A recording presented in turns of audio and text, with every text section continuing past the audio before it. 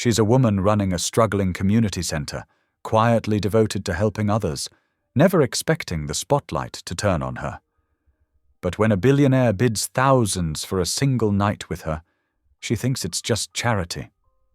Until the rumors explode online. The city whispers, the press spins it, and suddenly everyone assumes the night means something it doesn't. No one knows her secret. She's never been intimate, and her life has been built on trust, care, and dignity. Now she faces a choice: protect herself, or risk everything for the people she loves. And the billionaire may not be the only one hiding a shocking truth. What will happen when a night meant to help the community turns into a storm of secrets, lies, and unexpected connections? The first fingers of dawn crept across the sky as Claire Bennett fumbled with her keys at the Willow Outreach's side entrance. Her breath fogged in the chilly morning air. Inside, the familiar, musty-sweet scent of the old building wrapped around her like a well-worn blanket. She moved through her morning ritual with practiced efficiency, first clicking on the small propane heater that sputtered to life with a whoosh. The ancient radiators would take hours to warm the space properly. Claire pulled her cardigan tighter and headed to the kitchen. The coffee pot, chipped but reliable, gurgled to life. While it brewed, she pulled out the center's ledger, its cover worn smooth from years of worried hands. The numbers hadn't improved overnight. Claire sighed, running her finger down columns of red ink. "One day at a time," she muttered, her mother's favorite saying. It had gotten her through years of caring for her sick parents, through that painful almost engagement to Marcus that had taught her to trust slowly, carefully. Now, at 36, her choice to wait for real trust before intimacy felt less like fear and more like wisdom. The coffee's rich aroma pulled her from her thoughts. Cup in hand, Claire tackled the morning's tasks.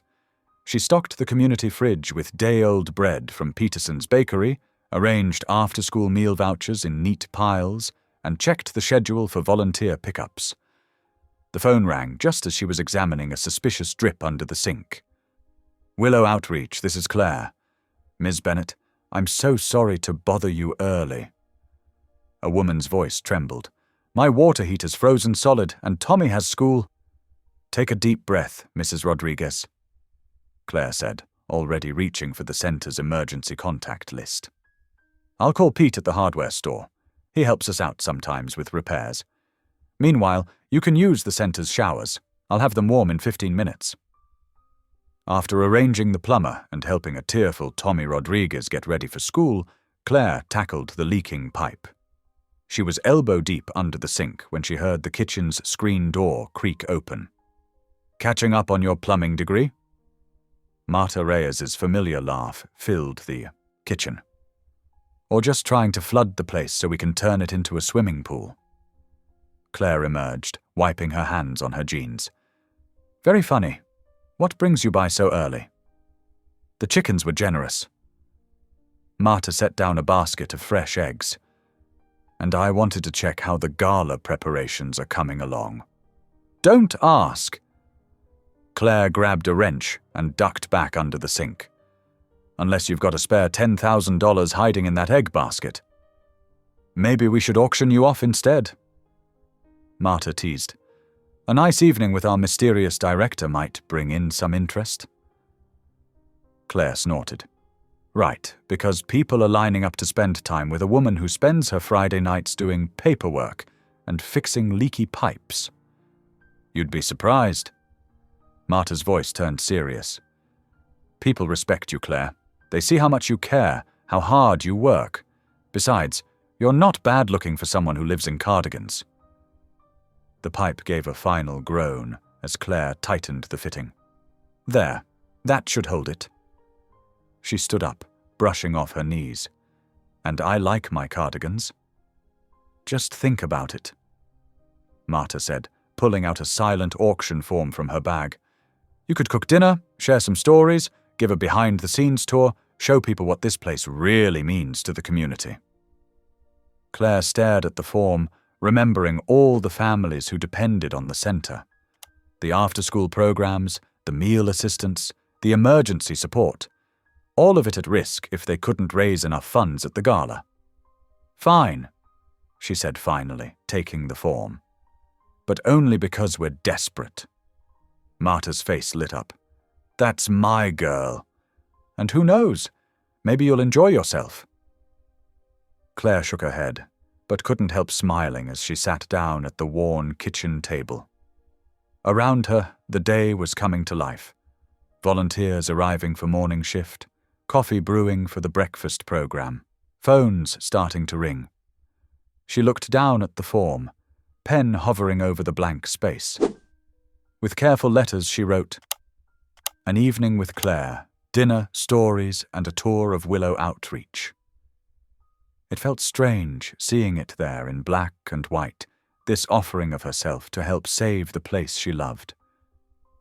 "3 days until the gala," Marta called over her shoulder as she headed out. "Just enough time to practice your storytelling." Claire watched the morning sunlight stream through the windows, catching dust motes in golden beams. The pipe had stopped dripping, the coffee pot was full, and somewhere in the building, she could hear children's laughter from the early morning program.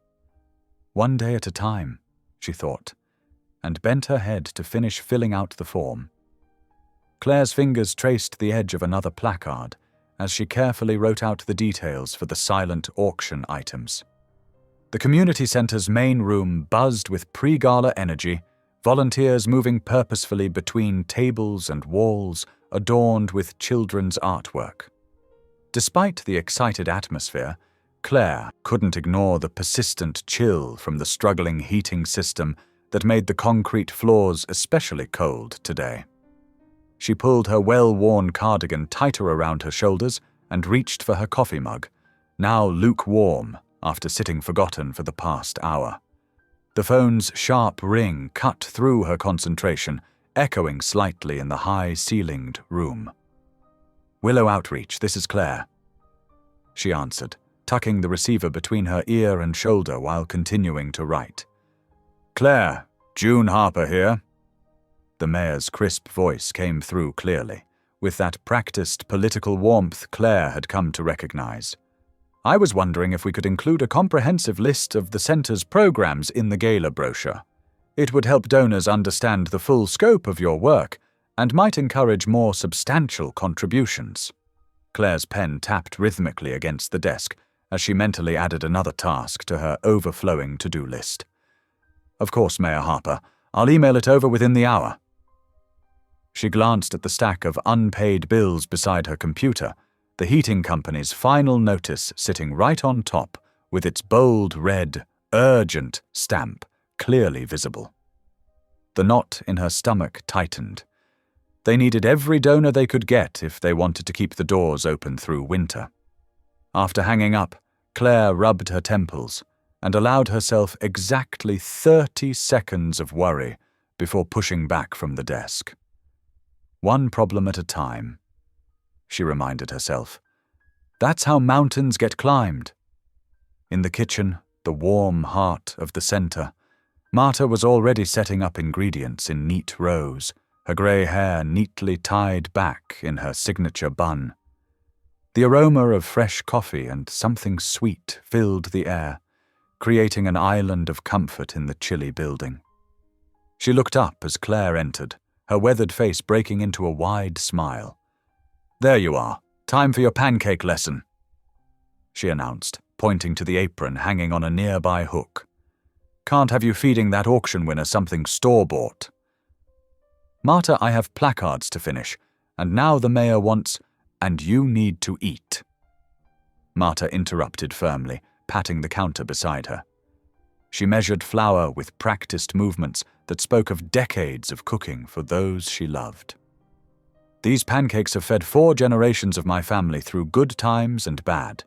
Light as clouds, they'll make anyone fall in love." She winked mischievously, her brown eyes twinkling. "Maybe even your mystery auction winner." Claire felt her cheeks warm as she reluctantly tied on the apron. "It's just dinner and a tour. A simple thank you for supporting the center. Marta demonstrated the proper whisking technique, her arthritic hands still surprisingly nimble. The secret is not overmixing. Like life, sometimes being too perfect makes things heavy. A few lumps give character. She passed the bowl to Claire with an encouraging nod. As they cooked, the batter, sizzling satisfyingly against the hot griddle, Claire's thoughts drifted to the center's mounting struggles. The after-school program had lost 3 more students this month. Families who couldn't afford even the minimal fees, despite her quiet offers to waive them. The senior lunch program attendance had dwindled as transportation became an issue. Above them, the heating system groaned in protest, sending another visible shiver through the building and reminding her of the most immediate threat. Ruth's arrival was announced by the sharp, authoritative click of heels on linoleum. The board member's face was pinched with concern, her tailored navy suit a stark contrast to Claire's practical sweater and jeans. She approached the kitchen, the scent of expensive perfume momentarily overpowering the vanilla and butter. "Claire, do you have a moment?" Ruth's voice was tight, her smile not quite reaching her eyes. Claire handed the spatula to Marta with an apologetic look and followed Ruth to her cramped office. The older woman clutched a copy of the silent auction form, a yellow highlighter mark visible on one section. "I'm worried about the wording," Ruth said, sitting primly on the edge of a chair, as though afraid of getting too comfortable. "An evening with Claire. It could be misinterpreted by some of our more traditional donors. Perhaps we should specify professional tour and dinner, or maybe educational dinner experience." Claire took a steady breath, counting silently to 3 before responding. "Ruth, it's clear in the description what's being offered, and changing it now would mean reprinting everything, which we simply can't afford. But our reputation is built on trust and authenticity." Claire finished firmly, surprising herself with her conviction. "The community knows me. They know what this center stands for. No one who matters will misunderstand." Ruth's perfectly manicured fingers worried at her pearl necklace, a nervous habit Claire had noticed during previous disagreements. After a moment of tense silence, she finally nodded. "Very well, but please be careful with the presentation. We can't afford any misunderstandings." Across town, in a sleek, high-rise office that seemed to float above the city, Arthur Dubois sat at his custom mahogany desk, reviewing the gala guest list. His private office was a study in minimalist efficiency, every surface gleaming, every paper perfectly aligned, the space meticulously designed to convey power and control. The afternoon sun caught the silver at his temples as he frowned at the document, circling certain names with his monogrammed pen. "The usual suspects," he murmured, noting the familiar names of Portland's charitable circle. "All reaching their giving plateaus. We need fresh blood." He made another note in the margin, his handwriting precise and measured like everything else about him. His assistant, Thomas, appeared in the doorway, hovering respectfully until Arthur acknowledged him with a slight nod. "The car is arranged for tomorrow evening, sir. Will you be requiring anything special for the Willow outreach event? Background materials on their work, perhaps?" Arthur straightened his already straight tie, a gesture more habit than necessity. "No, it's a simple obligation. 1 hour should suffice." He looked out over the city skyline, his reflection grave in the spotless glass. The view displayed the city like a living map, the affluent neighborhoods gleaming in the west, the struggling areas visible as darker patches to the east. These small community centers, well-meaning but rarely efficient with their resources. Better to donate and move on than waste time on sentimentality. Back at Willow Outreach, Claire sealed the last invitation envelope, her fingertips sore from the paper cuts and her tongue slightly dry from licking adhesive. The local paper's reporter had just left, promising a piece about the gala's exciting silent auction surprises. She hoped the publicity would help, even as she dreaded the personal attention it might bring to her dinner offering. Marta appeared with a plate of pancakes, still warm and drizzled with real maple syrup, a luxury she insisted was necessary for the lesson. "Eat. Tomorrow will be busy with final preparations, and you'll need your strength." Her voice was firm but gentle, the voice that had guided countless volunteers through crises large and small. Claire accepted the plate gratefully, watching as volunteers counted chairs and sorted name tags across the room. A teenager helped an elderly man hang decorative lights along the windows, both laughing at some shared joke. The center hummed with purpose, with hope, with the unmistakable energy of people working together toward something that mattered. Whatever tomorrow brought, Claire knew they would face it together, as they always had. The transport company confirmed the pickup times for the elderly residents. A volunteer called out from near the door. "And the final head count is 112, including the mayor and some reporter from the Tribune." Claire nodded, taking a bite of Marta's perfect pancakes, the sweetness momentarily washing away her worries. 112 chances to save their home, 112 potential donors who might see beyond the surface to the heart of what they did here. 112 opportunities for a miracle. The heating system clanked and wheezed ominously from the basement, but the kitchen was warm with the scent of vanilla and butter, filled with the sounds of friendly chatter and occasional laughter. For just a moment, Claire allowed herself to set aside her mental list of worries and believe that everything might turn out all right. The center had survived before. Somehow they would find a way through this too. The hilltop ballroom sparkled like a dream, crystal chandeliers casting warm light over pristine white linen tablecloths and meticulously polished silverware. The soft glow reflected off champagne flutes and decorative ice sculptures, creating an atmosphere of refined elegance. A string quartet played softly in the corner, their classical melodies floating above the gentle buzz of Portland's elite gathering for the Willow Outreach Gala. Women in evening gowns and men in tailored tuxedos mingled between tables adorned with centerpieces of white roses and baby's breath. Claire stood in the entrance, tugging nervously at her simple navy dress. She'd found it on sale last season, and though it fit well enough, she felt decidedly underdressed among the designer labels surrounding her. She'd scrubbed her hands 3 times under scalding water, but faint stains from the kitchen still rimmed her fingernails, stubborn marks from the beet salad she'd helped prepare for lunch service at the center that afternoon.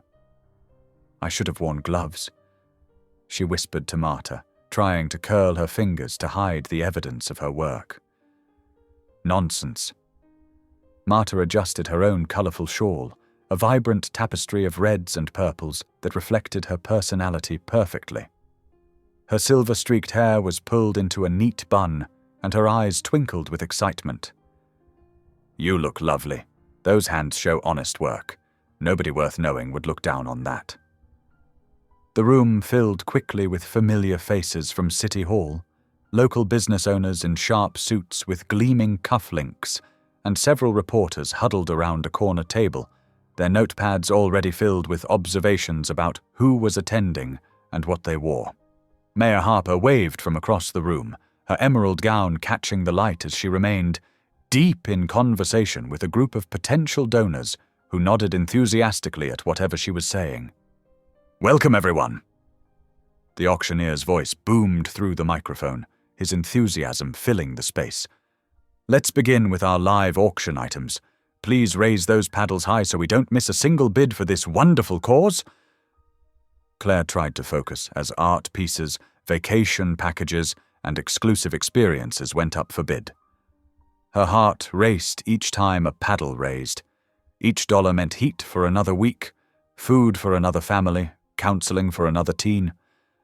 The future of the center, its very survival, hung on tonight's success.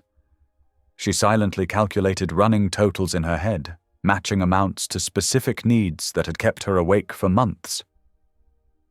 Next up, a stunning weekend getaway package to the coast, complete with private chef and sunset sailing. She slipped away from the main action to check the silent auction display set up along the back wall. The electronic board flickered with updates, showing steady activity on most items. Gift baskets, restaurant certificates, and artwork all attracted attention from the circulating guests. Her eyes found an evening with Claire near the bottom of the list. The description promised a home-cooked meal and personal tour of the center's programs. So far, 3 modest bids had come in, enough to cover next month's utility bills at least. She felt both relief and a twinge of embarrassment that people would pay to spend time with her. The live auction wrapped up with impressive totals, and guests began circulating with renewed energy to make final silent auction bids. Claire retreated to a quiet corner near a potted fern, watching the wealthy crowd study bid sheets and sip champagne from delicate flutes. Servers weaved through the room with trays of hors d'oeuvres that cost more per bite than the center's daily meal budget. That's when she first really noticed Arthur Dubois.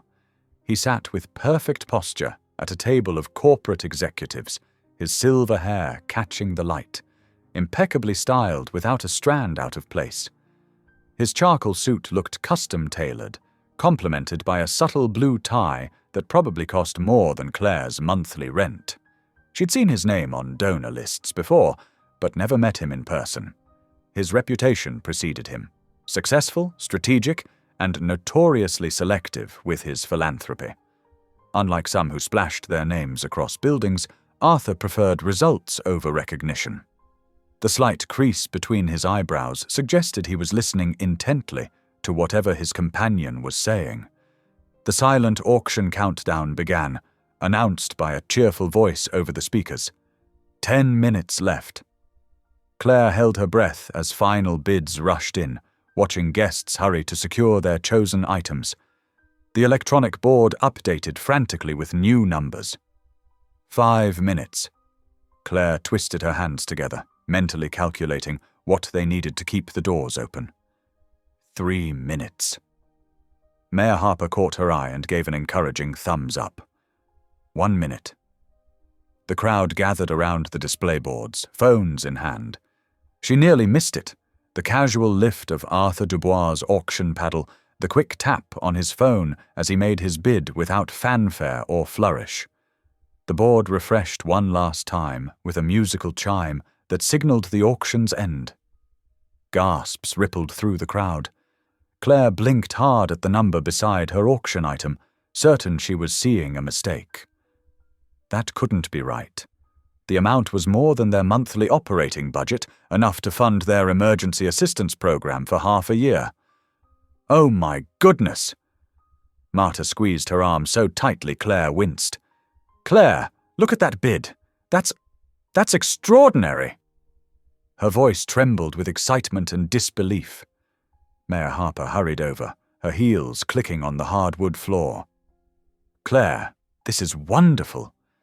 Mr. Dubois' support could be transformative for the center. He rarely makes such public gestures. You must have impressed him somehow. Claire nodded numbly, her chest tight with conflicting emotions. The money would save their programs, provide critical services, maybe even expand their outreach. But the thought of spending an evening with a stranger, especially one so prominent and intimidating, made her stomach flutter uncomfortably. This wasn't what she'd planned at all. She'd expected a mid-level donor, someone already familiar with their work. Marta's grin grew wider, crinkling the corners of her eyes. Just wait until he tries your pancakes. That secret recipe of yours has been winning hearts for years. Nobody can resist them. Marta, please, Claire whispered, feeling heat rise to her cheeks, but her friend was already bustling away to spread the news, her colourful shawl floating behind her like a victory flag. As the crowd thinned, with groups lingering to discuss the evening's success, Claire escaped to the kitchen to count proceeds. The familiar scratch of pen on paper calmed her nerves as she updated the ledger, meticulously recording each donation. For the first time in months, the numbers brought relief instead of worry. The harsh fluorescent lighting of the catering kitchen felt comforting after the glittering ballroom. Quite a night for Willow Outreach, a voice said behind her. A reporter from the local paper leaned against the door frame, notepad in hand, his press badge hanging from his neck. His expression held barely disguised eagerness for a story angle. Especially that auction item. The mysterious businessman and the dedicated community worker. Sounds like the start of a romance novel. Our readers would eat that up. Claire's cheeks burned hotter, and she straightened her shoulders. It's a professional dinner and tour to showcase our programs, she said firmly, gripping her pen tighter. Mr. Dubois is simply a generous donor interested in our work. Of course. The reporter smiled, scribbling something down with obvious satisfaction. But you have to admit, it makes for an interesting story. The reclusive philanthropist and the community angel, different worlds colliding for a greater good. Claire turned back to her ledger, unable to shake the feeling that this simple fundraising idea had somehow spun beyond her control, becoming something she never intended. The numbers were solid, though. Real help for real needs. She would focus on that, not on whatever narrative others wanted to create. Through the kitchen window, she could see guests departing into the cool evening air, stepping carefully down the stone pathway to waiting cars. Arthur Dubois stepped into his sleek black sedan, without a backward glance at the ballroom, his driver holding the door with practiced precision. Claire watched the taillights disappear down the winding hill, red dots fading into the darkness, wondering what exactly she'd gotten herself into and what this businessman really wanted from their center. The string quartet played their final notes, a gentle conclusion to the evening's melody. Volunteers began clearing tables, stacking plates, and folding linens. Tomorrow would bring new challenges, budget meetings, program planning, and now preparation for an evening with Arthur Dubois. But tonight, they'd secured a future for the center. Claire closed the ledger with a decisive snap, took a deep breath that filled her lungs completely, and went to help with cleanup, tying an apron over her navy dress. Claire's phone buzzed early the next morning as she unlocked the center's front door. 3 missed calls from Ruth, 2 from Mayor Harper, and dozens of notifications. Her stomach tightened as she opened the first message. "Have you seen what they're saying online?" Ruth's text read, followed by several links. Claire's hands shook as she clicked. A local gossip blog had picked up the auction story, twisting the innocent fundraiser into something unrecognizable. Millionaire buys date with virgin community worker, romance or scandal. The comments beneath made her feel sick. Gold digger. What kind of charity auction sells dates? Desperate much? She sank into her office chair, coffee forgotten. The story had already spread to several social media platforms, each version more sensational than the last. Someone had even dug up an old photo of her from a community newsletter, paired with Arthur's corporate headshot, creating a mock romance novel cover. "Marta?" Claire's voice cracked when her friend answered the phone. "Can you come in early?"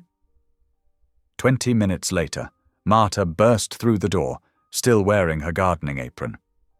"These people are idiots," she declared, reading the posts over Claire's shoulder. "We'll post a correction right now." "I don't know." Claire hesitated. "Won't responding just make it worse?"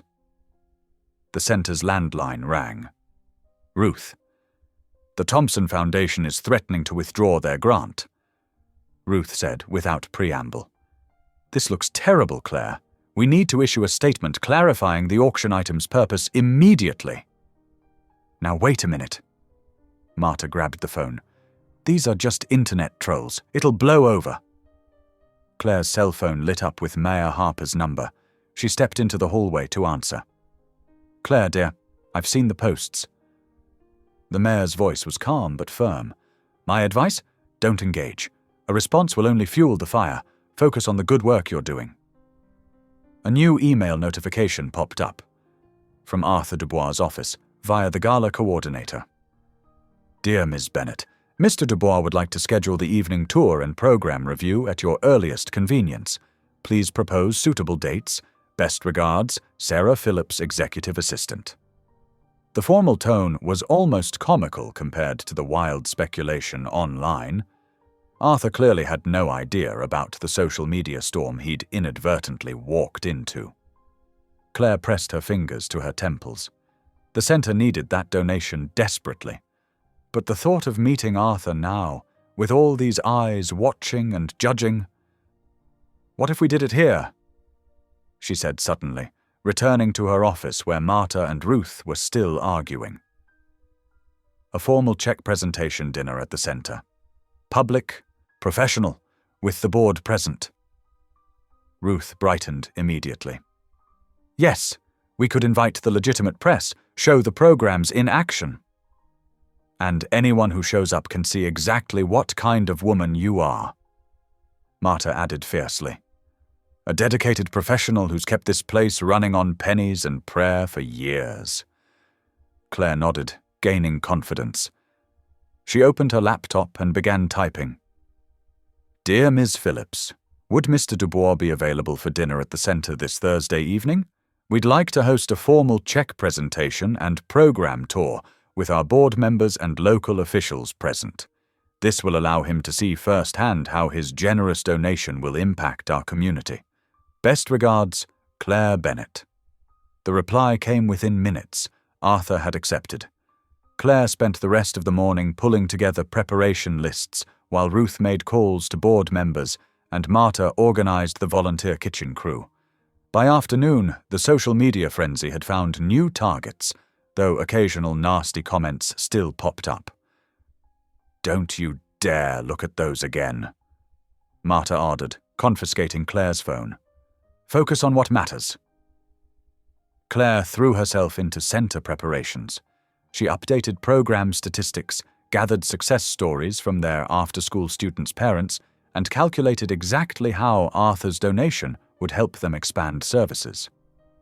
That evening, she pulled her good dress from the back of her closet, a simple navy sheath she'd worn to her college graduation. It needed ironing, and the hem was slightly frayed, but it was the best she had. As she pressed the wrinkles from the fabric, Claire tried to quiet her churning thoughts. She'd done nothing wrong.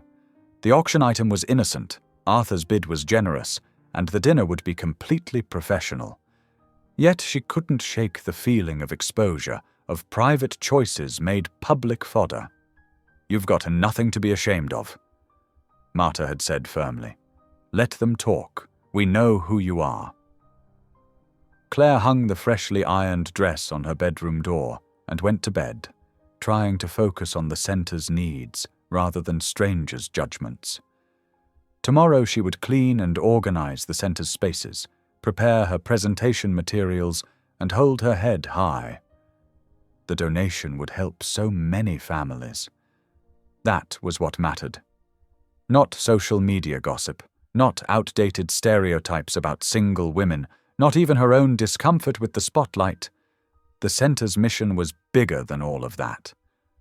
Still, as she drifted off to sleep, Claire sent up a small prayer that Thursday's dinner would be smooth, dignified, and mercifully free of any more public attention.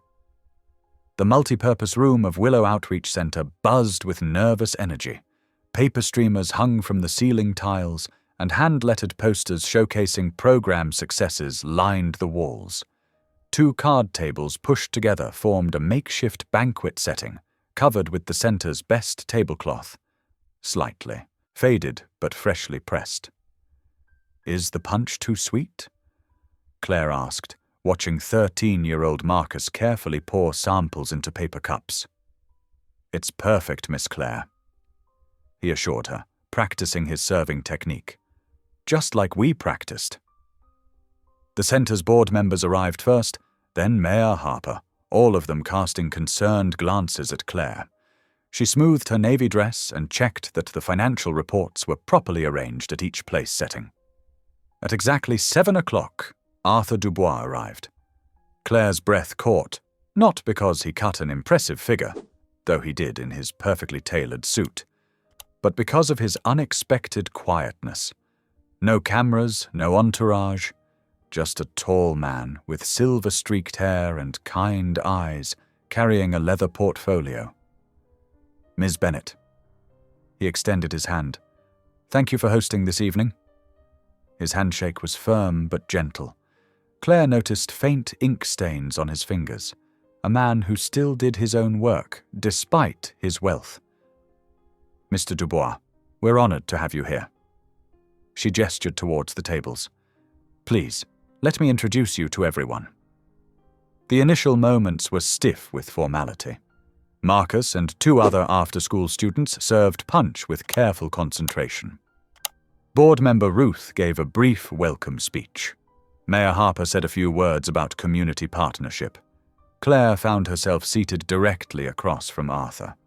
The fluorescent lights caught the threads of silver in his hair, softening his features. Up close, she could see the slight loosening of his tie, the way his shoulders relaxed incrementally as he listened to the children's chatter. The punch is house-made, Claire offered, when the silence stretched too long. Our cooking program teaches budgeting and nutrition. It's excellent.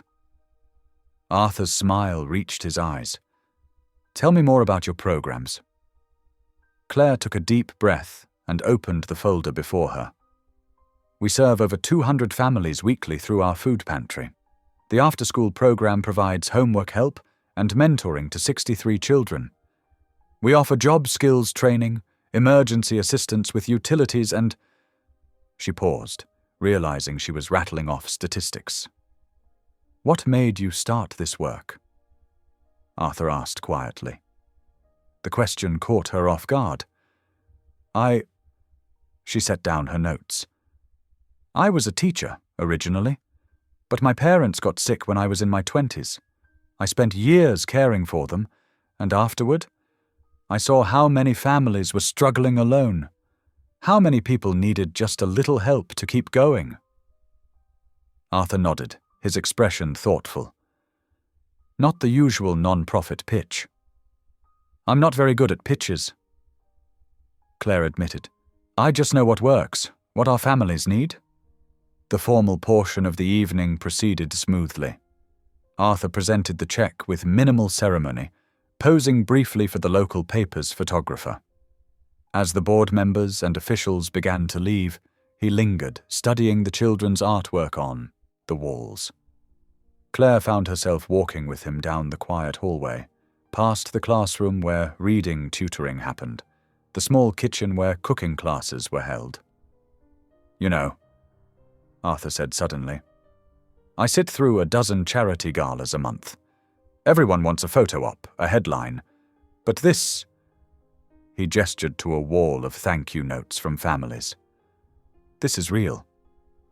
We try to be, Claire said softly. They reached her tiny office. The space was cramped but orderly, with a desk that had seen better days and a wall of carefully organized files. About the auction item. Arthur began carefully.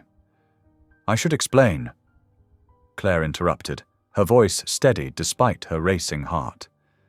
There's been some misunderstanding in the media. I saw some of the speculation. His tone was gentle, quite imaginative. The truth is much simpler. Claire met his eyes directly. I've never been intimate with anyone. It was a choice I made years ago, caring for my parents. Later, after a difficult relationship taught me to be careful with trust, I decided to wait. For the right person, the right time. It's about faith, not fear. She waited for awkwardness, judgment, or worst of all, pity. Instead, Arthur's face showed something like respect. Thank you for telling me, he said simply. It can't have been easy with all the gossip. Claire felt tears prick at her eyes, brushed them away quickly. I'm sorry if it created any embarrassment for you. Please don't apologize. Arthur's voice was firm. Your choices are your own, and they've helped you build something remarkable here." He glanced around the office, at the pictures of smiling families and children's drawings. "Which is why I'd still like to see it all in action, if you're willing. The evening you offered in the auction. Would Saturday work? A real tour of your programs?" Claire felt tension she hadn't realized she was carrying melt away. "Saturday would be perfect. I can show you everything we do, meet some of our families." "I'd like that." Arthur smiled, warm and genuine. "No cameras, no press, just a chance to understand the work you do here." They set the time for Saturday evening at 6, when several programs would be running. As Claire walked Arthur to his car, the night air was cool and clean, carrying away the last wisps of anxiety. "Thank you for tonight," Arthur said, opening his car door. "For your honesty, especially. Thank you for listening," Claire replied softly. She watched his taillights disappear down the street, then went back inside to help Marcus and the other kids clean up the punch cups. Her heart felt lighter than it had in days. Monday morning brought a surprise. Claire stared at her computer screen, blinking at the notification from the bank. An anonymous grant had appeared overnight, exactly enough to replace the center's ancient boiler. "Must be a mistake," she muttered, reaching for the phone to call the bank. But it wasn't. The funds were real, properly, documented and designated specifically for facility repairs. That afternoon, while supervising homework club, Claire noticed a new volunteer. He wore faded jeans and a worn baseball cap pulled low, quietly helping 7-year-old Marcus with math problems. There was something familiar about his profile. "Arthur?" she whispered when the kids had gone to snack time. He looked up, smiling sheepishly. "I wanted to see the real work, not just the showcase version. Hope you don't mind." "Of course not." She watched him gather scattered pencils. "Though the disguise is interesting." "These are my actual weekend clothes," he admitted. "The suits are the real disguise." They shared a quiet laugh, and Claire found herself telling him about Marcus, how the boy had struggled with numbers until they discovered he learned best through building blocks and patterns. "Sometimes people just need a different approach," Arthur said softly. "I wish I'd understood that with my son." Tuesday evening, Claire was finishing paperwork when her phone rang. Arthur's number appeared. They'd exchanged contacts after his volunteer afternoon. "I hope I'm not disturbing you," he said. "Not at all. Just reviewing the Miracle Boiler grant." A pause. "Ah, you figured that out?" "The timing was a bit suspicious," Claire said, smiling. "Thank you. The children deserve warm classrooms." His voice grew distant. "My son Evan, he used to volunteer at a center like this in high school, before everything fell apart." "What happened?" Claire asked gently. Arthur sighed. "The usual story. I pushed too hard, expected too much. By the time I realized my mistakes, he'd built walls I couldn't break through. Now he runs the New York office and barely speaks to me." "I'm sorry," Claire said softly. "It's why I noticed your center," Arthur admitted. "You build bridges instead of walls?" Wednesday brought fresh challenges. A local blog had picked up the auction story, spinning lurid theories about Claire and Arthur's arrangement. The comment section overflowed with cruel speculation. Marta found Claire in the kitchen, hands shaking as she read the latest post. "Basura," Marta declared, closing Claire's laptop. "Come help me make soup instead." While they chopped vegetables, Claire's phone buzzed with another call from Arthur. "I saw the blog," he said without preamble. "I'm so sorry." "It's not your fault," Claire replied, though her voice wobbled slightly. "Tell me something good," Arthur said suddenly. "Something that reminds you why this work matters." Claire stirred the soup, thinking. "Remember Joey Martinez? He was failing high school when he started coming here. Last week he made the dean's list at community college. Tell me more, Arthur said warmly. They talked for an hour, about Joey's transformation, about Arthur's memories of his own college years, about the power of second chances.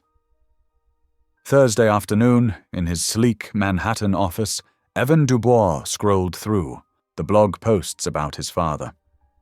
His lip curled as he typed a quick text to a reporter friend. Dad's always had expensive hobbies. This one's just more public than usual. The reporter's reply came instantly. On record? No. Evan wrote back. Just background color. He smiled thinly, imagining his father's reaction to the next news cycle. Friday evening found Claire in the center's kitchen with Marta, practicing the pancake recipe they'd serve tomorrow. Too much stirring, Marta scolded. Light hands make light pancakes. I'm nervous, Claire admitted, setting down the whisk. Por qué? Because of gossip? Marta flipped a perfect golden circle. That man spent 3 hours helping Marcus with multiplication. He's not what they say. I know. Claire started another batch, gentler this time. He's different than I expected. Sadder, maybe, kinder. Lonely, Marta observed wisely. Like recognizes like. Claire thought about Arthur's quiet voice describing his estranged son, the careful way he helped the children, his genuine interest in the center's work. Tomorrow will be good, Marta declared, sliding the last pancake onto a plate. You'll see. Saturday morning dawned clear and cool. Claire moved through the center's rooms, straightening artwork, checking supplies. In the kitchen, she and Marta prepared pancake batter for later, working in comfortable silence. By afternoon, Claire's nerves had settled into a steady hum of anticipation. She chose a simple blue dress, practical but pretty, and twisted her hair into its usual neat bun. Ready? Marta asked, heating the griddle as evening approached. Claire looked around at the homey kitchen, the children's artwork on the walls, the well-worn tables where so many families had found hope and help. Ready? She said softly, and meant it. The evening sky was turning purple when Arthur's car pulled up to the Willow Outreach. Claire watched from the window as he stepped out, carrying a modest bouquet of daisies. No cameras, no entourage, just Arthur in a simple sweater and slacks. Claire had spent the afternoon preparing. She'd lit the old brass lamp that always made the main room feel warmer, set out fresh coffee, and helped Marta prepare the pancake batter using her grandmother's recipe. The adult literacy students were already settling into the reading room, their workbooks spread across worn tables.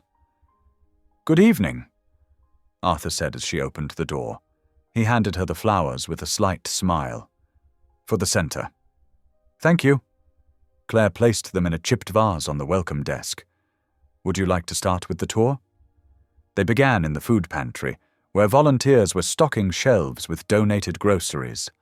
The fluorescent lights hummed overhead as Claire explained their system, how they tracked family sizes, dietary needs, and made sure everyone got fresh produce when possible. We serve about 200 families a week, Claire said, showing him the carefully organized inventory sheets. More at the end of the month when benefits run low. Arthur nodded, studying the neat rows of canned goods. How do you manage the logistics? Marta's grandson developed a computer program for us. Before that, we used index cards. Claire smiled, remembering. We still keep them as backup when the power goes out. They moved to the shelter wing, where the evening quiet was settling in.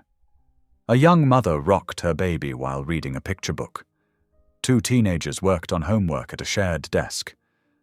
Everyone here has a story, Claire said softly. Maria there.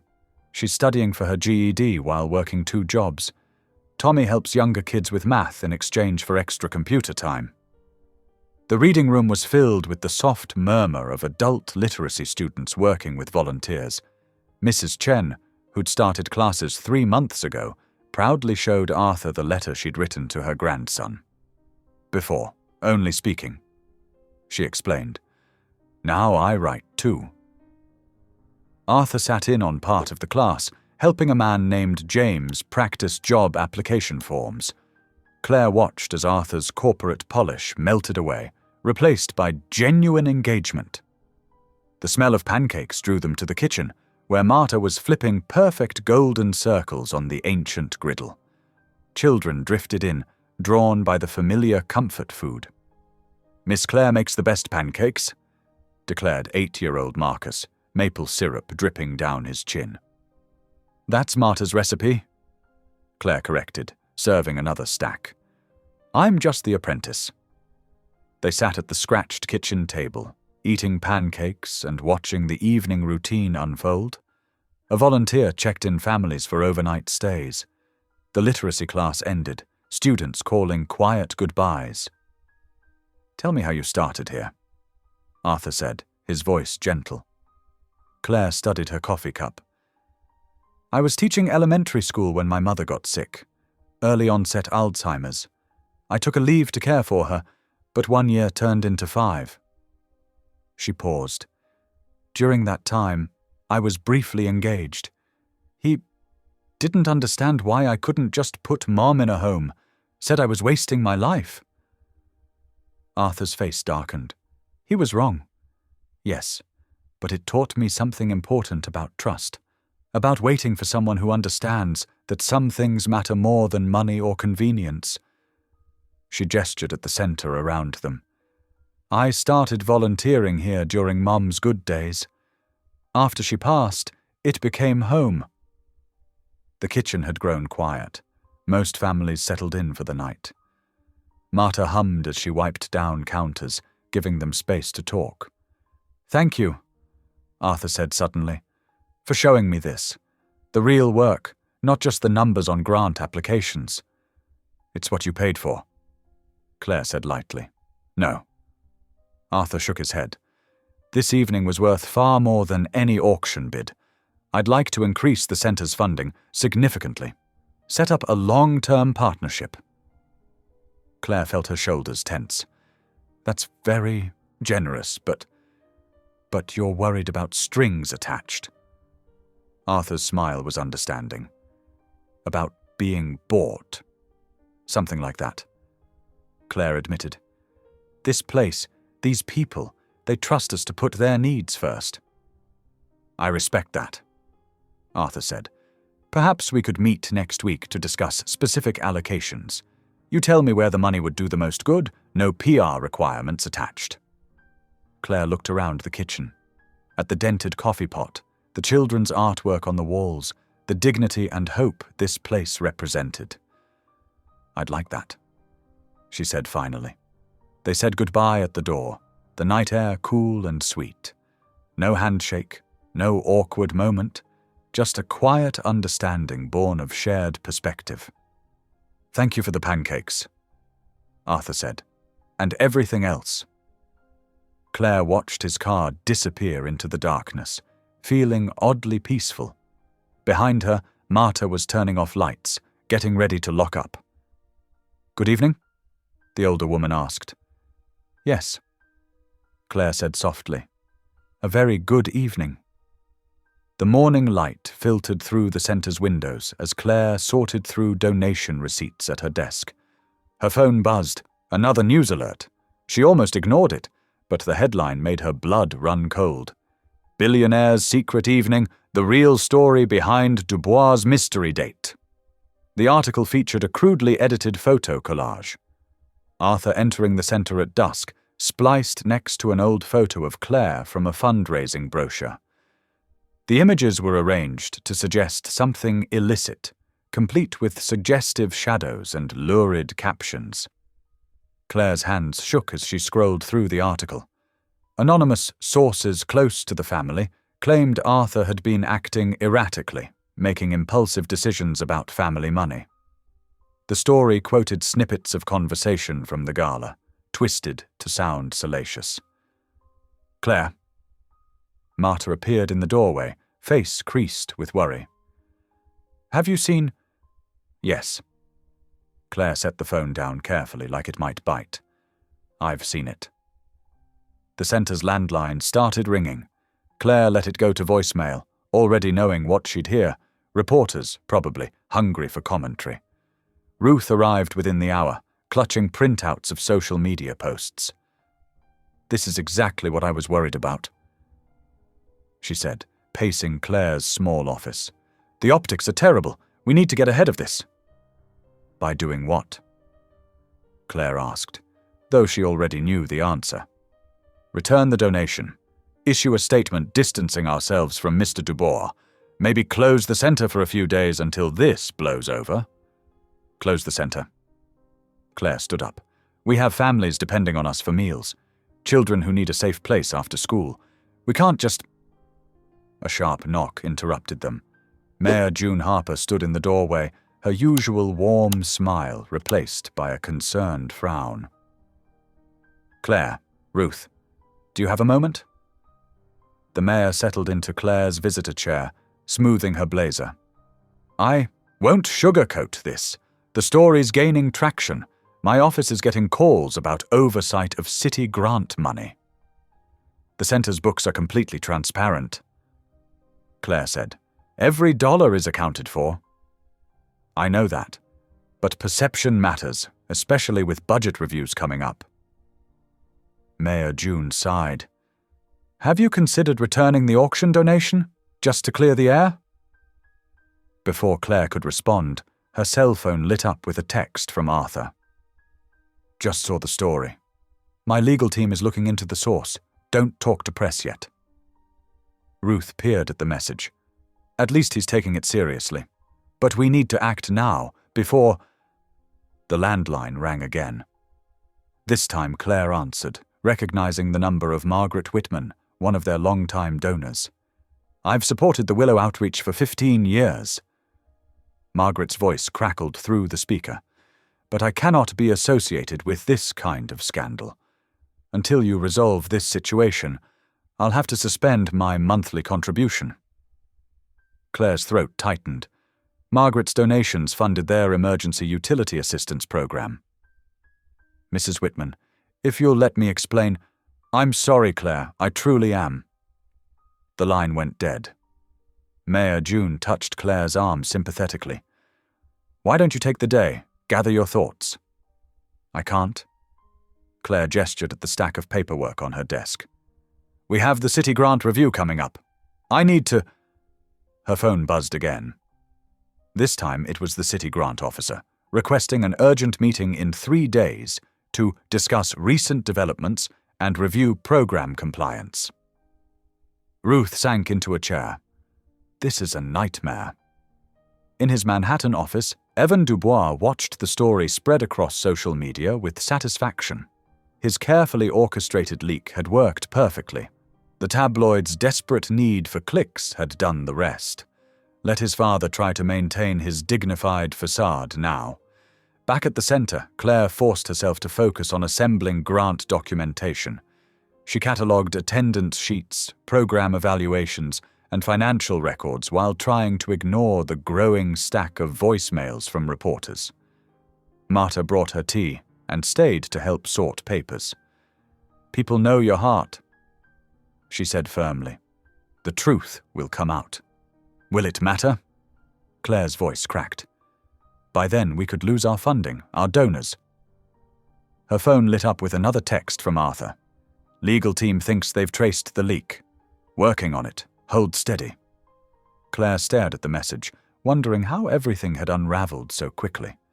Just yesterday, she'd felt hopeful about the center's future. Now that future balanced on a knife's edge of public opinion and bureaucratic scrutiny. "What do you need?" Marta asked quietly. "Witnesses." Claire straightened her shoulders. "People who can vouch for the center's integrity at the grant meeting. Program participants, volunteers, anyone willing to speak up." "I'll start making calls," Marta said. "The adult literacy students, the after-school parents, they'll stand with us."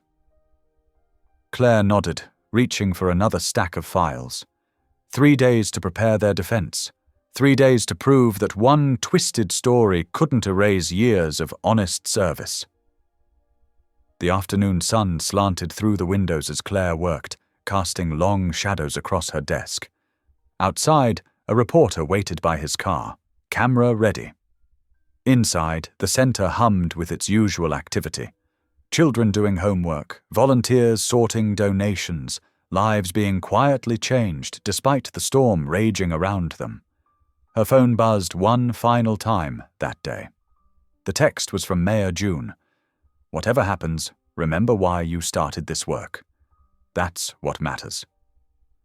Claire looked up at the wall of thank you cards from families they'd helped, at the photos of graduation ceremonies and citizenship celebrations. Then she turned back to her paperwork, preparing to fight for everything they'd built. The next 3 days blurred together in a haze of paperwork and desperate phone calls. Claire's small office became command central, with stacks of files covering every surface. Her coffee went cold as she compiled attendance sheets, matching names to dates and programs. "Look at this," she said to Marta, holding up a wrinkled sheet. Miguel attended every single ESL class for 2 years straight. Never missed one. Marta squeezed her shoulder. "And now he's teaching the citizenship classes. That's what they need to see. Real change, real people." The center's usual quiet buzz was punctuated by supporters dropping by. Ms. Thompson, their retired reading teacher, brought a 3-page testimony about literacy improvements. "I'll speak at the meeting," she said firmly. "They need to hear from educators." James Martinez, a young father who'd earned his GED through their program, sat at Claire's desk writing carefully. "Dear Grant Committee," he read aloud, "this center gave me back my future. Because of their classes, I can help my kids with homework now. I got promoted at work. My family has hope." But for every show of support, there was a shadow of doubt. Board member Ruth hovered anxiously in doorways, making worried phone calls. "The media coverage is getting worse," she whispered to Claire. "Evan Dubois is giving interviews about questionable oversight at charitable organizations." In his sleek Manhattan office, Evan leaned back in his leather chair, scrolling through texts from compromised contacts. His carefully placed calls to board members had planted seeds of doubt. The PR firm he'd hired was doing excellent work spreading innuendo about proper oversight and accountability concerns. Back at the center, Sandra from accounting, usually so steady, approached Claire with trembling hands. Maybe we should just return Mr. Dubois' donation," she suggested. "Clean slate, you know. Some of the other staff are worried about their jobs if we lose city funding." The donation was legitimate, Claire said firmly. Returning it would only validate false accusations. But the pressure mounted. Arthur's own PR team advised him to maintain distance until the controversy died down. He left a brief voicemail for Claire. "I want to help, but my team says involvement now could make things worse. I'm sorry." The emergency board meeting was called for Wednesday evening. Claire sat at the long table, surrounded by familiar faces, now clouded with fear. Ruth passed out printed copies of recent news coverage and social media statistics. "The optics are devastating," she said. "We have to consider damage control." "These programs help real people," Claire argued. "We can't let false rumors destroy that." "Motion to table all Dubois contributions pending full review," called out board member Peterson. "Second," came another voice. The vote was quick, clinical. 8 hands raised in favor, 3 against. Claire felt the room spin slightly. "It's temporary," Ruth said quickly. "Just until things settle down." But Claire could already do the math. Without those funds, the holiday meal program would be the first to go. The emergency utility assistance would be next. Real families, real needs, real hunger, all sacrificed to protect reputation. She managed to hold herself together through the meeting's end, through gathering her papers with shaking hands. But when she reached Marta waiting in the hallway, Her composure cracked. "They voted to freeze the funds," she whispered, falling into her friend's steady embrace. "Our own board. After everything we've built here." Marta held her close, letting Claire's tears soak into her sweater. "Tomorrow is another fight," she said softly. "We'll face the city committee together. Tonight, you cry. Tomorrow, we show them who we really are." Through her tears, Claire could see the schedule board where they tracked meal deliveries and class times. The holiday program sign-up sheet was already half full with families counting on them. She couldn't bear to think about having to tell them no. "I don't know how to fight this," she admitted. "How do you prove your heart is honest when people are determined to believe the worst?" "One truth at a time," Marta answered. "One story, one life changed, one meal served. That's all we've ever done here." They stood together in the dimming light of the hallway, surrounded by the evidence of years of service. Children's artwork on the walls, thank you cards pinned to bulletin boards, a basket of donated mittens waiting to be distributed. Tomorrow would bring the city grant meeting and another battle for survival. But tonight, in the quiet center that had sheltered so many hopes, Claire let herself be held by the one person who had never doubted her. The clock ticked steadily on the wall, counting down the hours until morning. Through the windows, she could see parents picking up children from the after-school program, volunteers carrying in boxes of donated food, the everyday miracles that happened here, continuing, despite everything. She wondered how many of these moments would be left after tomorrow. The City Hall conference room felt as cold as a hospital waiting room. Claire adjusted her collar, smoothing down her simple blazer as she arranged her documents on the podium. The Grant Review Committee sat behind a long table, their faces impassive under harsh fluorescent lights. Familiar faces filled the rows of chairs, concerned board members, volunteers, and, most painfully, families who depended on the center. Local reporters lined the back wall, cameras ready. Claire's hands trembled slightly as she opened the center's ledger. The Willow Outreach Center has served this community for 12 years. She began, her voice steady despite her racing heart. Last year alone, we provided over 20,000 meals, housed 38 families in crisis, and helped 12 adults earn their GED certificates. She held up letters from program graduates. Marcus Thompson now manages the grocery store where he once needed food assistance. Sarah Chen's children are thriving in school because of our after-school program while she completed nursing school. A door opened at the back. Arthur Dubois slipped in quietly, his PR team immediately flanking him and steering him to a corner. Their eyes met briefly before his handlers pulled him back. Then came the whispers. A reporter passed copies of the morning paper through the crowd. Claire caught glimpses of the headline. Exclusive. Private diary reveals hidden motivations at Willow Center. The grant officer, Mrs. Peterson, cleared her throat. "Miss Bennett, we've received some concerning documentation this morning. Perhaps you'd care to address these allegations." Claire's throat tightened as she scanned the article. The diary excerpts, completely fabricated, painted an ugly picture of calculated manipulation. She recognized Evan's handiwork in the precise way the lies twisted truth.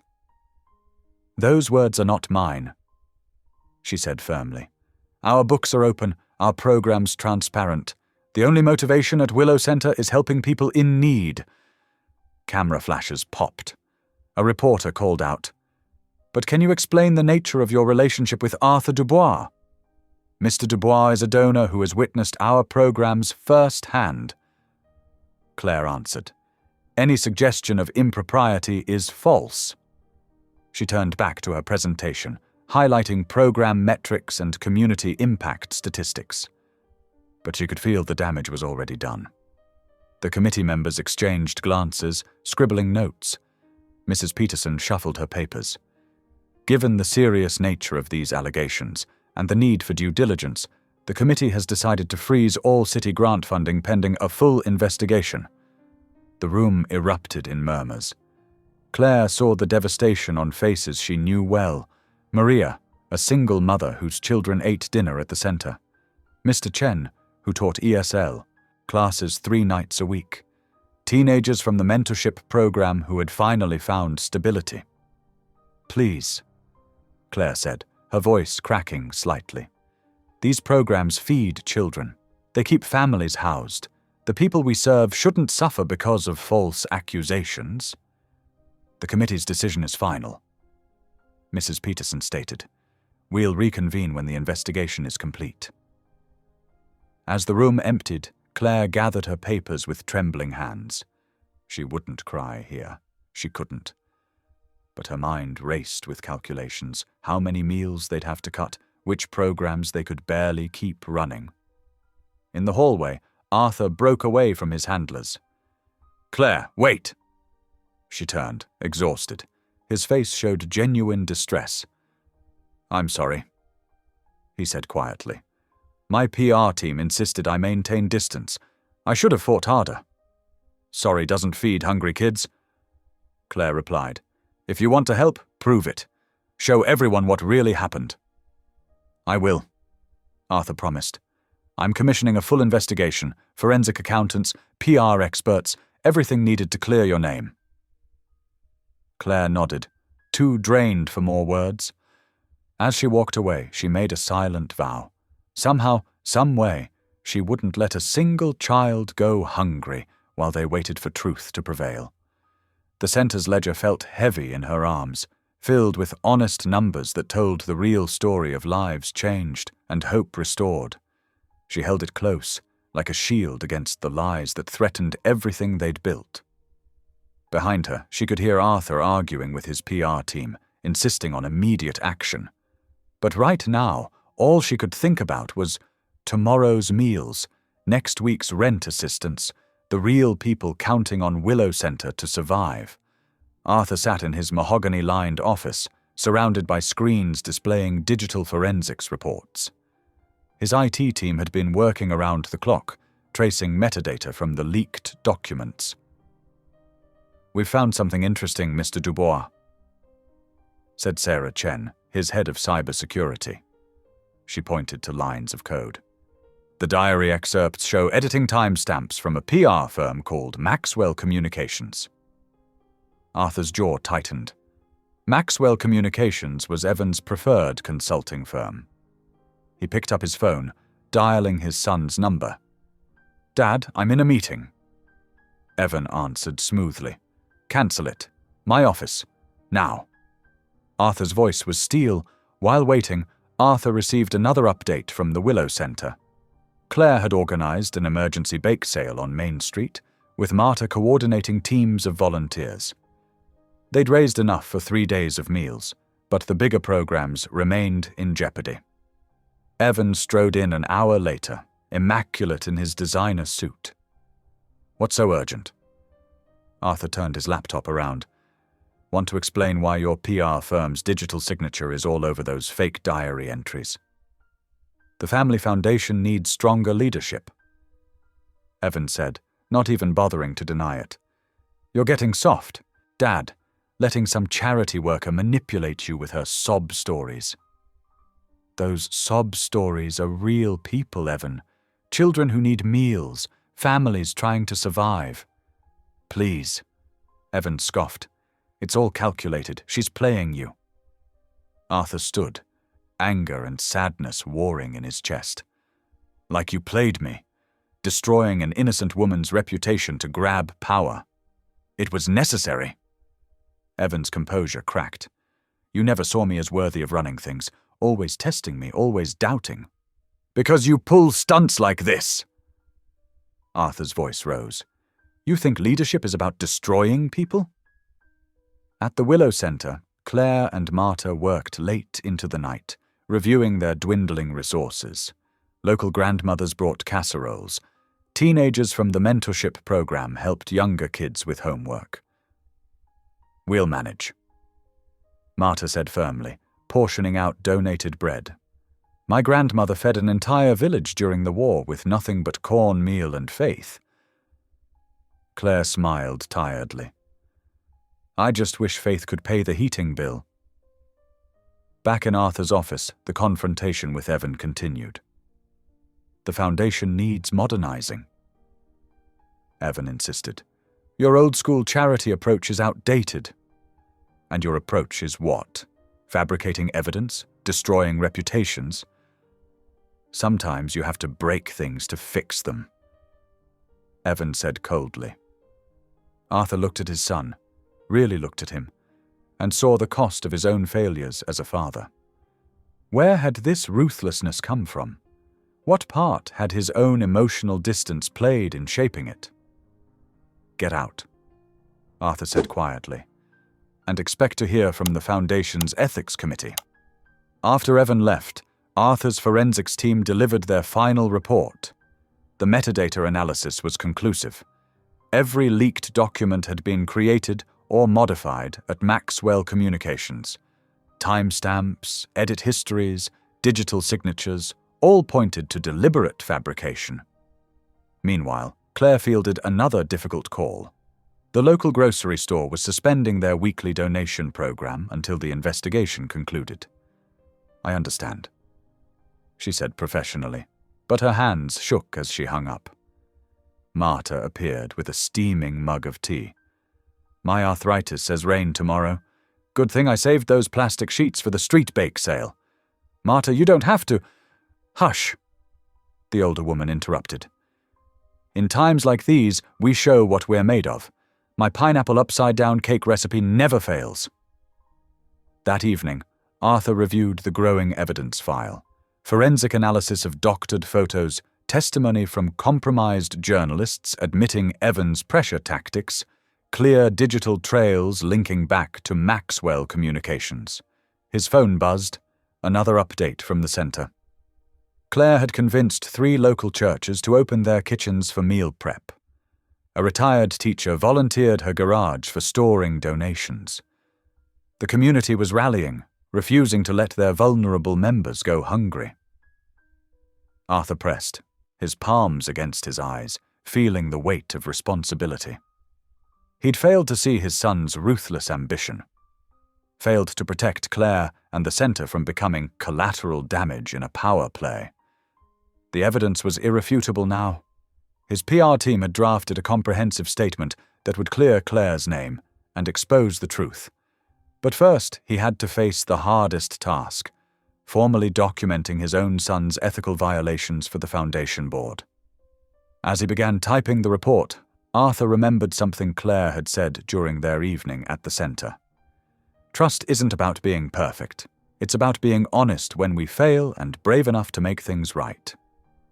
The final piece of evidence arrived near midnight, a whistleblower from Maxwell Communications confirming that Evan had personally directed the creation of the fake diary entries. Arthur added it to the file, his heart heavy but his resolve firm. Tomorrow he would begin the process of making things right, no matter the personal cost.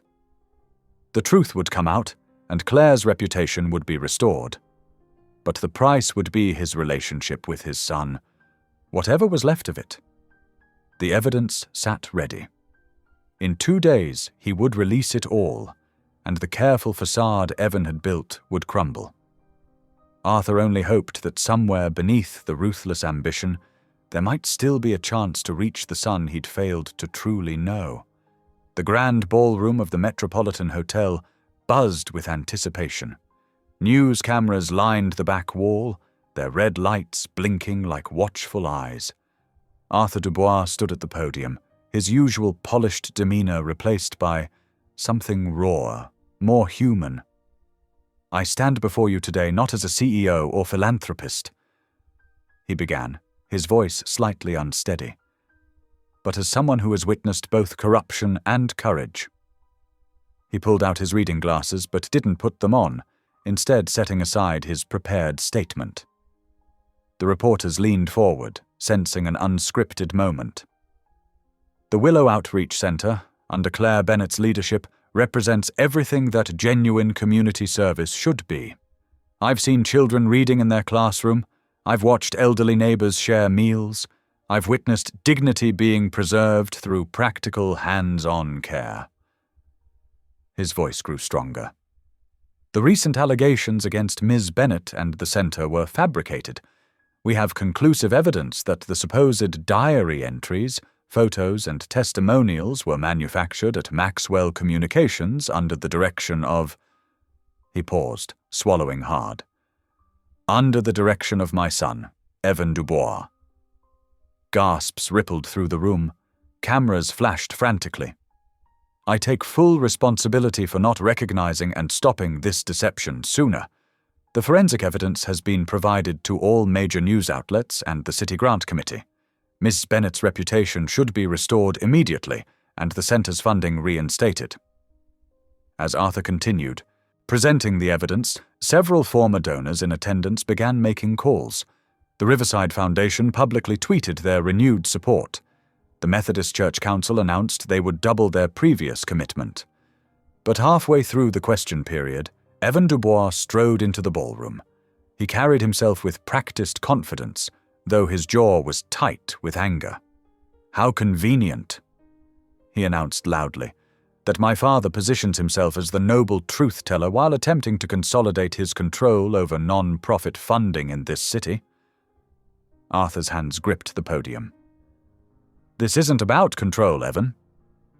No. Evan's smile was sharp. Then you won't mind if I share some interesting details about recent board meetings, about pressure applied to certain charitable organizations, about the real reason Mother left? The room grew still. Arthur's face paled slightly. Unless, Evan continued smoothly, you're willing to discuss a more equitable distribution of family trust responsibilities. My lawyers have prepared some documents. At the Willow Center, Claire watched the live stream with Marta and several board members. Her name was cleared, but her stomach churned at the naked power struggle playing out. Turn it off, she said quietly when Evan began detailing alleged trust violations. I've seen enough. Ruth, the nervous board member, twisted her hands. The funding would help so much, Claire, and Mr. Dubois seems sincere. He does, Claire agreed. But we can't let the centre become a pawn in their game. Marta nodded approvingly. Better beans and dignity than steak with strings attached. That evening, after the media circus had died down, Claire sat in her tiny office. The ledger lay open before her, numbers cramped but honest. She thought about Arthur's genuine interest in their programs, his quiet volunteer work in disguise. She thought about Evan's ruthless ambition and the pain between father and son. What do you think? She asked Marta, who was arranging tomorrow's food pantry supplies. The older woman straightened slowly, considering. I think good people sometimes come from messy families, and I think money with conditions isn't really a gift. Claire pulled out a fresh piece of paper. Then we set our own conditions. She began writing. Community Oversight Board, quarterly public audits, written acknowledgement of harm done and steps taken to prevent future manipulation. Add something about pancake lessons, Marta suggested with a small smile. That recipe's worth protecting. Claire laughed softly, then grew serious. If he agrees, the money helps so many people. If he doesn't, then we keep doing what we've always done. Marta finished firmly. One day at a time, with what we have. Claire nodded, continuing to write. The terms would go to their board tomorrow, then to Arthur. She wouldn't let the centre be used as leverage in a family war, but she would offer a chance for genuine partnership with clear boundaries and public accountability. The evening grew late. Outside her window, she could see the shelter lights glowing, hear the quiet murmur of the literacy class finishing up. This place, these people, they deserved protection and support, but not at the cost of their dignity. She signed the draft conditions and placed them in a folder for tomorrow's board meeting. Whatever came next, the choice would be made on their terms, not the Dubois family's. Claire stood before the Willow Centre's board, her hand steady on the folder containing her conditions. The late afternoon sun slanted through the community room's windows, casting long shadows across the worn linoleum. "We need guarantees," she said firmly. "Not just promises, legal, binding structures that protect our independence." Ruth shifted nervously in her chair. "The Dubois money could transform our programs, which is exactly why we need oversight," Claire countered. She laid out her proposal, a community advisory board with representatives from local churches, schools, and families they served. Quarterly public audits, a clear statement that donations came with no strings attached. And most importantly, she continued, Mr. Dubois must publicly acknowledge the harm done and outline concrete steps to prevent future manipulation. The board discussed for 2 hours. Some worried about seeming ungrateful. Others praised Claire's foresight. In the end, they voted unanimously to approve her conditions. The next morning, Arthur arrived alone at the centre. He looked tired but resolute as he reviewed the documents in Claire's small office. "These are thorough," he said, studying the governance requirements. "And fair. They have to be." Claire watched him carefully. "We can't risk becoming collateral damage in family politics again."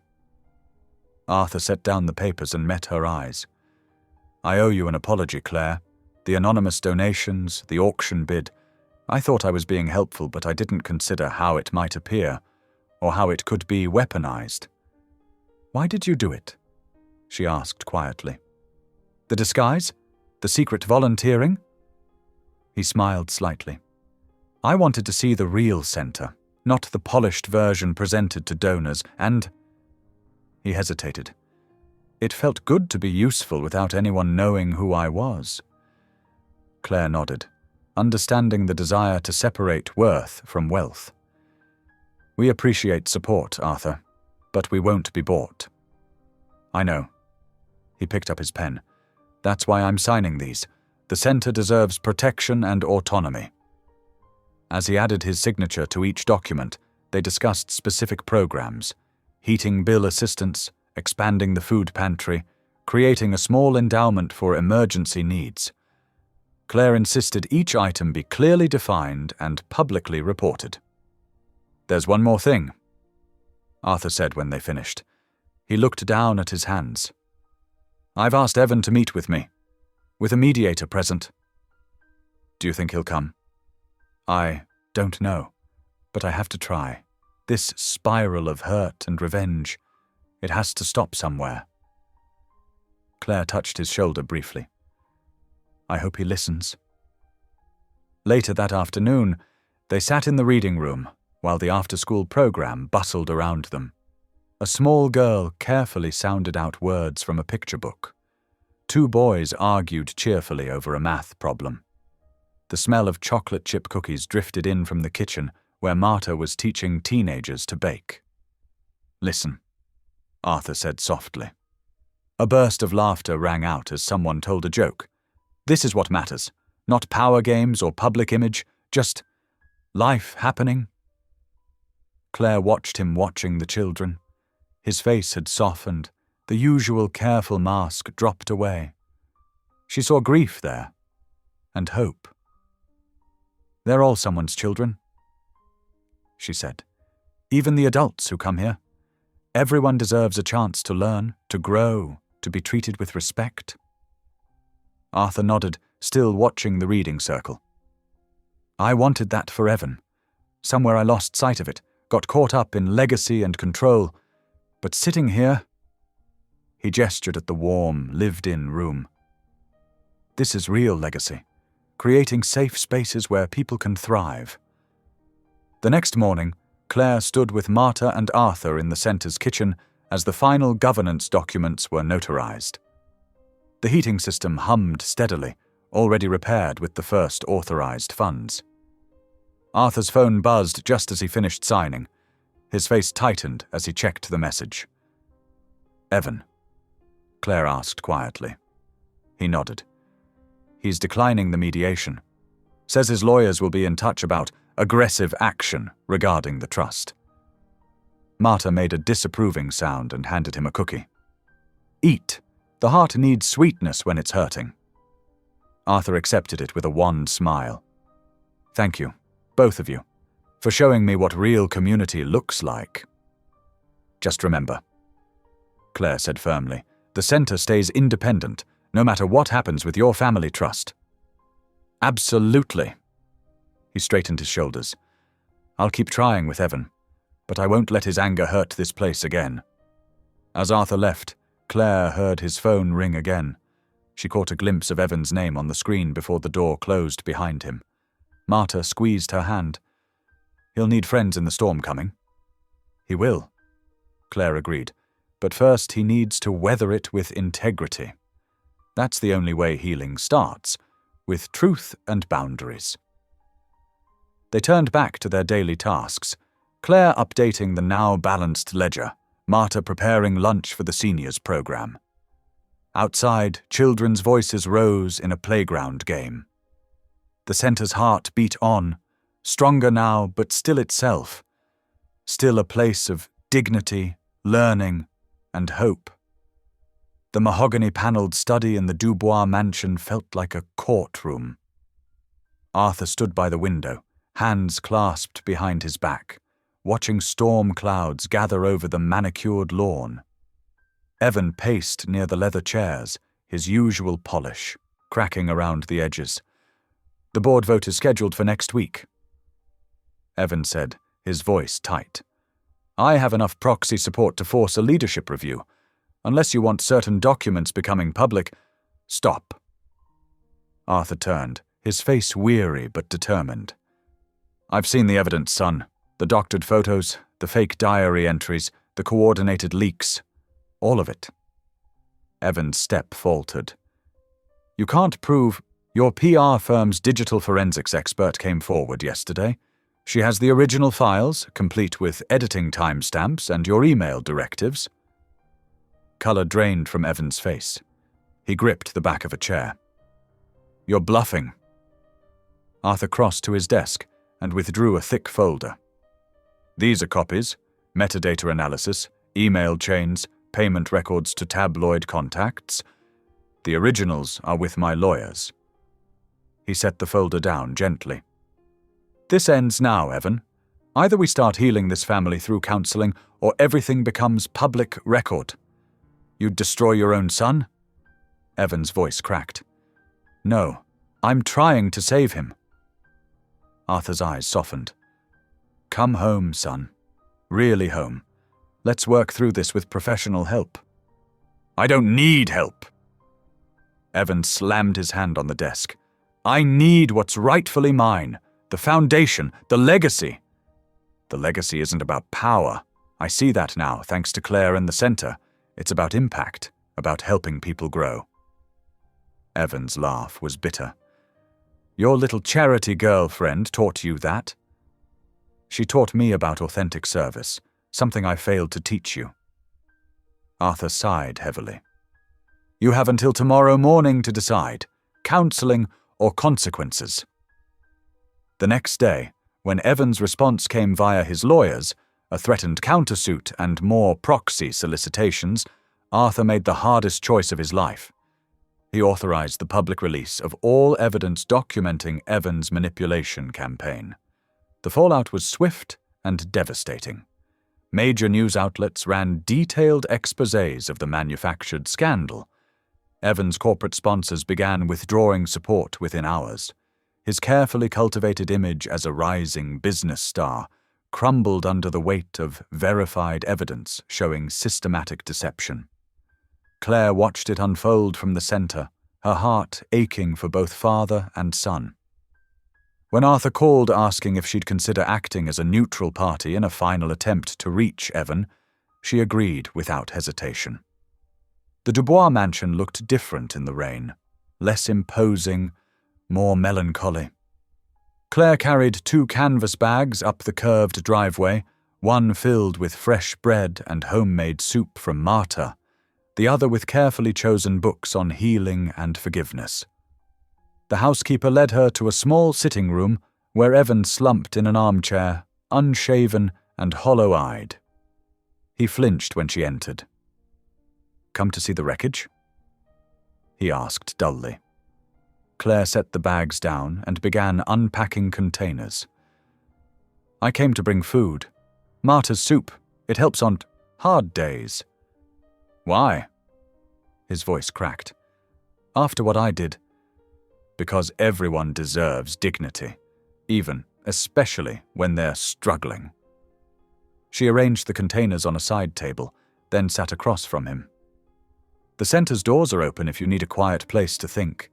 No cameras, no judgment." Evan's hands trembled as he picked up one of the books she'd brought. "I destroyed everything. My reputation, my father's trust. Things that are broken can be rebuilt," Claire said gently. "But it takes honesty and help." He looked at her sharply. "You're not going to lecture me? Tell me I got what I deserved?" "Pain isn't a punishment, Evan. It's a signal that something needs to heal." She stood, straightening her simple sweater. "There's a therapist who works with our families sometimes. She's very good. I left her card with the books." As she turned to go, his voice stopped her. "Why are you being kind to me?" Claire thought of all the broken people who'd found hope at the center. "Because kindness matters most when it's hardest to give, and because your father loves you." Later that week, Arthur called to tell her Evan had scheduled an intake appointment with the therapist. He'd also agreed to begin supervised reconciliation talks. He asked if you'd sit in sometimes. Arthur said, his voice rough with emotion, "As a neutral party." "Of course," Claire replied. "The center teaches us that healing happens in community." "Speaking of the center," Arthur cleared his throat. "The board approved the new governance structure. Your independence is legally protected now." "Good." Claire smiled, watching through her office window as children played in the afternoon sun. "Because we have work to do." "That we do." Arthur agreed. "That we do." The next day, Evan released a public apology, brief but genuine. He acknowledged his actions, accepted responsibility, and asked for privacy during his recovery process. Claire posted it without comment on the center's bulletin board, then went to help Marta teach another teenager how to make soup that heals more than hunger. The center hummed with new life. Fresh paint brightened the walls, and the repaired heating system kept the rooms cozy despite the autumn chill. Claire watched from her office as volunteers installed sturdy bookshelves in what would become the reading room. "Who knew Mr. Dubois could handle a drill?" Marta chuckled, bringing Claire her morning coffee. Through the window, they could see Arthur in work clothes, carefully mounting brackets alongside 2 teenage volunteers. "He's different now," Claire said softly. "More present."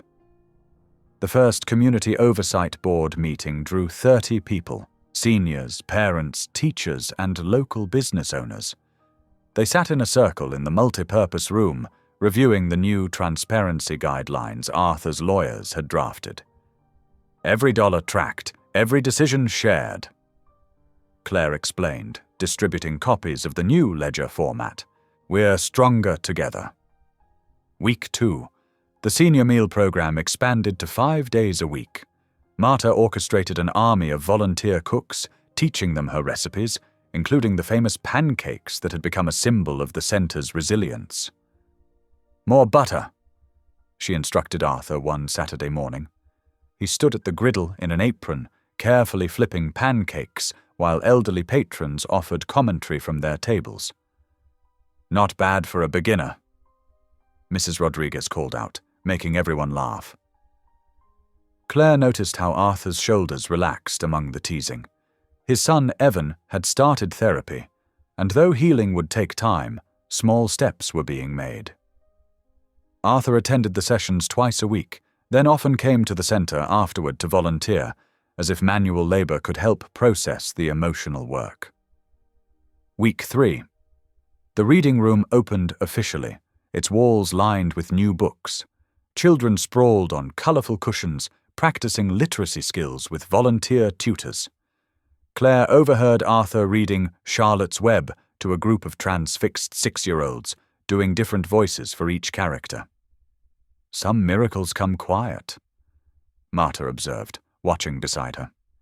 The weekend fundraiser drew record crowds. Marta stationed herself at the demonstration kitchen, teaching her pancake recipe to eager learners. "The secret," she announced, "is love and butter, but mostly love." Arthur surprised everyone by fixing a leaking sink in the pantry. "My father was a plumber before he built his company," he explained to Claire as she handed him a wrench. "He made sure I learned the basics." That Sunday, Arthur accepted Claire's invitation to attend the small chapel service held in the center's quiet room. He sat in the back, listening as community members shared prayers of gratitude and hope. Claire noticed him wiping his eyes during a child's simple blessing for the nice man who helped fix our books. Week 4, the dedication ceremony for the reading room filled the center with joy and pride. Fairy lights twinkled overhead, and children's artwork decorated the walls. The Community Oversight Board had insisted on naming it the Claire and Marta Reading Room, despite both women's protests. Claire stood at the small podium, her hand steady on her note cards. "This room represents more than books," she began. "It represents dignity, hope, second chances."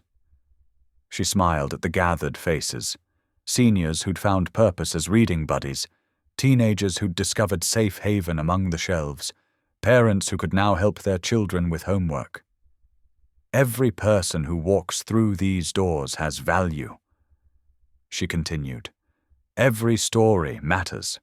Whether you're learning to read, learning to heal, or learning to serve, you belong here." She caught Arthur's eye in the back row. He nodded slightly, understanding the deeper message about his own journey from distant benefactor to humble participant in the center's life. "We've weathered storms, together," Claire acknowledged. "But look what bloomed in their wake.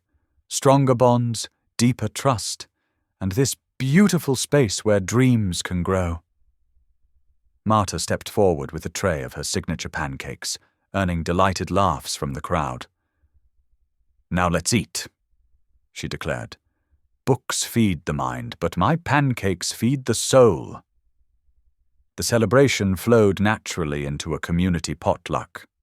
Arthur sat with a group of elderly men, listening intently to their stories of the neighborhood's history. Claire moved among the tables, noting how the past weeks had transformed the center. New programs running smoothly, transparent systems in place, and most importantly, a renewed sense of shared purpose.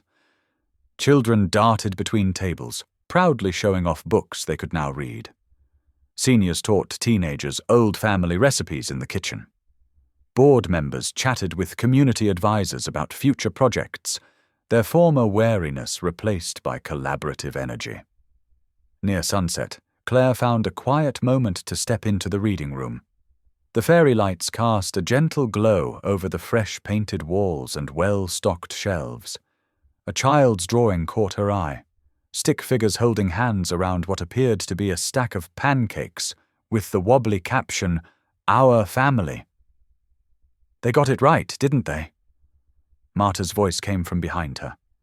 "Family isn't about blood. It's about who shows up, who stays, who learns to flip the pancakes even if they mess up the first dozen times." Claire hugged her friend, both of them watching through the window as Arthur helped clean up, insisting on washing dishes alongside the teenage volunteers. In his face, they could see the same contentment that filled the center, the peace that comes from finding where you belong. The new ledger sat open on Claire's desk, its pages filled with neat figures and transparent plans. But the real accounting of these weeks couldn't be measured in numbers. It lived in the laughter echoing through the halls, the dignity restored through honest work, and the simple grace of people choosing to believe in second chances. The autumn leaves drifted past the centre's windows as Claire watched Arthur struggle with Marta's pancake recipe one Saturday morning. 3 eggs cracked messily on the counter's edge, shell fragments swimming in the batter. "No, no!" Marta laughed, reaching over to fish out the shells. "Gentle hands, like you're holding a baby bird." "I'm more comfortable with spreadsheets," Arthur admitted, but his eyes crinkled with genuine humor. Claire smiled from her perch by the coffee maker. These quiet Saturday mornings had become a gentle routine over the past 2 months. No pressure, no expectations, just community and simple joy. "The trick," Marta continued, guiding Arthur's hands as he stirred, "is to leave some lumps. Perfect isn't always better." The wisdom wasn't lost on any of them. Arthur's weekly counseling sessions had helped him understand that letting go of control could yield unexpected sweetness. Claire's own therapy helped her balance independence with careful trust. Evan appeared in the doorway, hesitant but present. His court-mandated community service hours had evolved into voluntary visits, though always supervised. Today he carried a box of donated children's books. "The reading room could use these," he said quietly. "If that's okay." Claire nodded. "Thank you, Evan. The kids will love them." He didn't stay long. Recovery was a slow path, but his small gestures of restitution showed genuine effort. The Oversight Board monitored his involvement carefully, maintaining clear boundaries while allowing space for redemption. Later that week, Claire led her regular resilience circle, while Arthur helped set up chairs and pour tea. The participants shared stories of overcoming hardship, finding strength in community. Arthur sat in the back, listening with humble attention as a young mother described how the centre's programs helped her finish her GED. "Success isn't just about resources," Claire reminded the group. "It's about dignity, about choosing to lift each other up." The centre's finances had stabilized under the new oversight structure. Monthly reports showed healthy balances, transparent accounting, and sustainable program growth. But the real wealth showed in other ways, in the growing volunteer roster, in the daily acts of neighborly care, in the sound of children reading aloud in the new room that bore Claire and Marta's names. One evening, after a productive board meeting, Claire and Arthur walked through the quiet streets. The setting sun painted the buildings in warm gold. They'd fallen into an easy rhythm of these walks, sharing thoughts about the centre's future, their own growth, the careful dance of building trust. "My therapist asked an interesting question today," Arthur said, hands in his pockets. "She asked what success looks like to me now." "And what did you tell her?" "That it's not what I thought 6 months ago. It's not about control or image anymore." He gestured to a group of teenagers leaving the centre's homework club, backpacks full of books and hope. "It's about moments like this. Real impact, real relationships." Claire understood. Her own counseling sessions had helped her see that protecting her heart didn't mean keeping it locked away. Trust could be built slowly, intentionally, with healthy boundaries and honest communication. The centre's lamp cast a warm glow through the gathering dusk. Inside, the last reading group was finishing up, children's voices mixing with laughter. Claire and Arthur paused at the corner where their paths would diverge. No grand gestures were needed, no rushing toward anything more than this mindful friendship. They had learned that the best gifts couldn't be bought. They grew from choice, from showing up, from doing the quiet work of becoming better people. "Same time Thursday?" Arthur asked, referring to their weekly program review. "Yes," Claire smiled. Martyrs threatening to test your pancake skills again. Heaven help us all. He chuckled, then turned toward home. The next 3 months unfolded with steady purpose. The oversight board functioned smoothly, maintaining the center's independence while maximizing resources.